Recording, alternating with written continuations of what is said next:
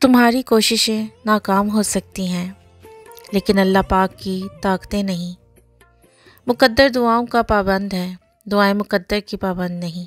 تب بھی مانگو جب قبولیت کی کوئی بھی وجہ باقی نہ رہے۔ صرف اللہ پاک ہی تو ہے جو دکھی دل کی خاموش صدائیں سنتا ہے۔ تو پھر توکل کے ساتھ اس کے سامنے جھولی پھیلائے رکھو، کیونکہ یقین رکھنے والوں کے لیے یقین کے معجزے ہیں۔ تمہیں بنانے والا کیسے تمہاری ضروریات سے بے خبر ہو سکتا ہے؟ تمہاری کہانی کا مصنف اللہ پاک ہے، اور اس سے بہترین مصنف اور کون ہو سکتا ہے؟ اور یاد رکھو کہ ایمان والے سب سے زیادہ آزمائے جاتے ہیں۔ اس آزمائش کے بعد تم ان دعاؤں کا قبول ہونا بھی دیکھو گے جنہیں تم بھلا چکے ہو۔